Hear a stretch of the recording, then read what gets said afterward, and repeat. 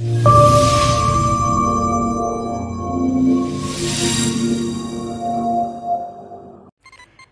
so saya dah dapat soalan macam mana pula nak buat soalan kecerunan garis lurus dekat dalam kelas fiz.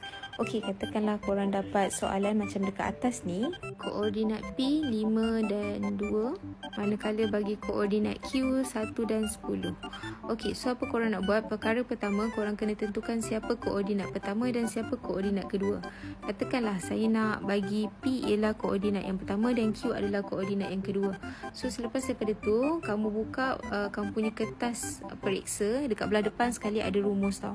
Okey, so dekat rumus tersebut kamu cari rumus yang tajuknya kecerunan. Okey, lepas tu korang bolehlah terus masukkan dekat dalam kalkulator.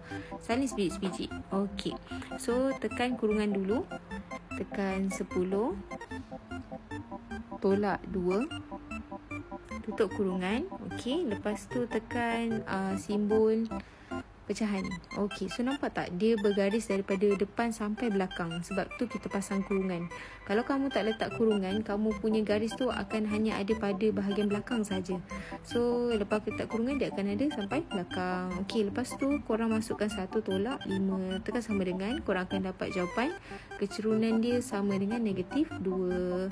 Untuk kelas fiz korang boleh salin jalan kerja sebiji-sebiji macam dekat soalan. Okey. Hai korang, so dalam matematik tingkatan 2 bab 8 korang ada graf fungsi. So kali ni saya nak ajar korang macam mana nak masukkan nilai-nilai tersebut di dalam kalkulator dan mendapatkan jawapan hanya menggunakan kalkulator. Okey, so perkara pertama, pastikan kalkulator korang dalam keadaan bersih. So kalau siapa tak pandai clear, tolong tengok video dekat feed saya. Okey, so seperti biasa dekat dalam kalkulator tu ada yang berwarna merah dan ada yang berwarna kuning, betul? Okey, apa-apa sahaja yang berwarna merah awak kena tekan alpha dahulu baru boleh tekan dia. So macam ni, alpha Y. Okey, lepas tu saya nak tekan sama dengan, saya tekan alpha sama dengan. Okey, kemudian saya type dulu alpha X tambah 3. Okey, selepas tu jangan kamu tekan sama dengan kat bawah, tekan CALC. Okey, CALC bermaksud calculate ataupun kira. So selepas tu dia akan tanya X tanda soal. So kamu masukkanlah X kosong, sebab di dalam soalan bagi X kosong. Tekan sama dengan dekat bawah. So kamu akan dapat Y sama dengan 3. Okey, so selepas tu bila kamu nak buat pengiraan dan seterusnya, kamu masukkan CALC semula, dia akan tanya X.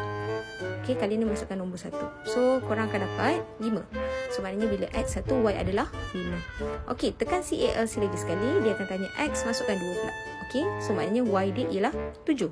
So korang boleh repeat step ni sampailah korang punya X tu semua habis. Okey, so bila dia tanya X, tanda soal je, masukkan nombor X dan korang akan dapat jawapan untuk Y. Jangan lupa flex dekat kawan, okey?